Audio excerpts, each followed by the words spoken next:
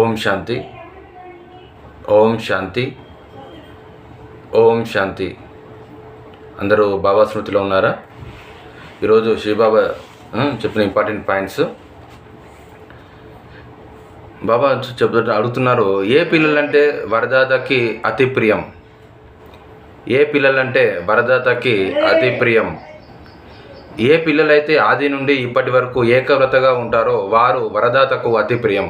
ఏ పిల్లలైతే ఆది నుండి ఇప్పటి వరకు ఏకవ్రతంగా ఉంటారో వారు వరదాతకు అతి ప్రియం. ఏకవ్రతం అంటే ఏమిటి? కేవలం పతివ్రత కాదు, సర్వ సంబంధాలలో ఏకవ్రత వృత్తిలో సదా ఒక్కరే ఉంటారు. ఏకవ్రత అంటే కేవలము పతివ్రత కాదు, సర్వ సంబంధాలలో ఏకవ్రత వృత్తిలో సదా ఒక్కరే ఉంటారు. సర్వ సంబంధాలలో సదా ఏకవ్రత వృత్తిలో సదా ఒక్కరే ఉంటారు. మనసులో ఒక బాబానే ఉంటారు. ఎవరితోని ఎవరి మీద మనసు అనేది వెళ్ళదు. వారు ఏకవ్రత అంటారు. బాబా ఎంత అమాయకుడు అంటే కేవలం దేనిలోనే రాజీ అయిపోతాడు. బాబా ఎంత అమాయకుడు అంటే కేవలం దేనిలోనే రాజీ అయిపోతాడు. బాబా జవాబు ఒకటిలోనే రాజీ అయిపోతాడు. ఒకటిలోనే రాజీ అయిపోతాడు. బాబా ఎంత అమాయకుడు అంటే కేవలం దేనిలోనే రాజీ అయిపోతాడు అంటే జవాబు ఒకటిలోనే రాజీ అయిపోతాడు. అంటే ఇక్కడ మనం అర్థం చేసుకోవాలి, రాజీ అయిపోవడం సచ్చే దిల్ పర్ సాహెబ్ రాజీ అంటారు. అంటే సత్యమైన హృదయానికి భగవంతుడు రాజీ అయిపోతాడు అని దాని యొక్క అర్థం. మీ మనసును చూస్తాడు, మీ యొక్క స్థితిని, మీ యొక్క భావాన్ని, లోపల నుంచి అంతరంగం నుంచి వచ్చే భావాన్ని, నీలోకి ఉన్న నీ యొక్క మనస్సుని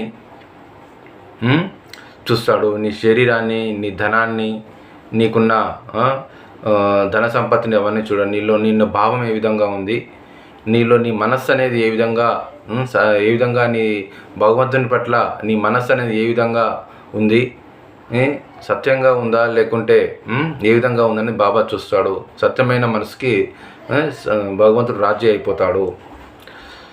నెక్స్ట్ ప్రశ్న, మీకు పేరు కావాలంటే ఎవరి పేరుని ప్రసిద్ధి చేయాలి? బాబా పేరుని ప్రసిద్ధి చేయాలి. నాది అనే భావన లేకుండా చేయించేవారు శివబాబా అని ఆయన పేరు పైకి తీసుకురండి. అప్పుడు మీ పేరు సహజంగా బాబాయి ఇతరుల ద్వారా తీసుకువచ్చే వరదానం ఇస్తారు. బాబా ఇప్పుడు చెప్తుంటారు, కరణ్ కరావన శివబాబా, చేయించేది శివబాబా. ఎప్పుడు కూడా నేను నాది అనేది తీసేయాలి. తీసేసి బాబా చెప్పారు అక్కడ మేరా బాబా హై మేరా బాబా అని చెప్పాలి. మనం నిమిత్తులు అయిపోవాలి. ఇక్కడ ఎవరైనా కానీ అందరూ నిమిత్తులే. ఎవరికి అందరూ నిమిత్తులే. అప్పుడు సహజంగానే మీ పేరు ప్రసిద్ధమైపోతుంది. ఇతరుల ద్వారా తీసుకువచ్చే వరదానం ఇస్తారు. నెక్స్ట్ ప్రశ్న, బాబా తన పిల్లలకు అంతిమం వరకు ఏ గ్యారెంటీ ఇచ్చారు? జవాబు, అంతిమ జన్మలో కూడా మీకు పప్పు రొట్టె లభిస్తుంది. అడుక్కునే పని లేదు. ఇది బాబా యొక్క గ్యారెంటీ.